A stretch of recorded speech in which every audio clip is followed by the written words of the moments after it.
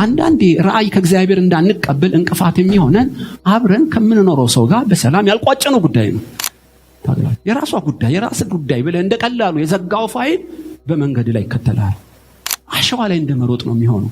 ከሰው ሁሉ ጋር ሰምና ወርቅ እንሆን ባይባልም ኢየሱስም አልሆነም፣ ግን ሰዎች እንዲጠሉን በእኛ በኩል ምክንያት እንዳይገኝብን መጠንቀቅ አለብን።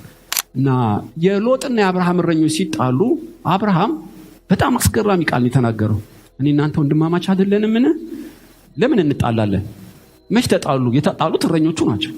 እቺ ትንሽ ጢስ አድጋ ሁለቱ እንደሚጣሉ ገብቶታል። ከተጣሉስ ሰማይ ይዘጋበታል ገብቶታል። የፈለከውን ውሰድ፣ ግን በሰላም ከኔ ተለያሉ። እንደ ጳውሎስና በርናባስ ሳይሆን በሰላም ነው የተለየው። ልክ ሎጥ ሲለየው እግዚአብሔር ለአብርሃም ተገለጠለት። እስከ ዛሬ እንዳይገለጥ እንቅፋት የነበረው ሎጥ ነውን?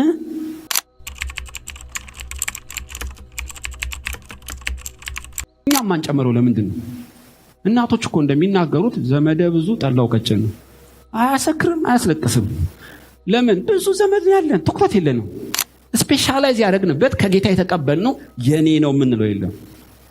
ማደጋችን በነገር ሁሉ ቢሆንም ትኩረቴ ግን ተልኮ ላይ ካልሆነ ፍጥነትና ጥራት የለውም። ብዙ ቦታ እንድንባልስን የእግዚአብሔር ፈቃድ ነው አይመስለኝም። እድሜም አይፈቅድም፣ ቃሉም አይፈቅድም። በሁሉ ኤክስፐርት መሆን አትችሉም።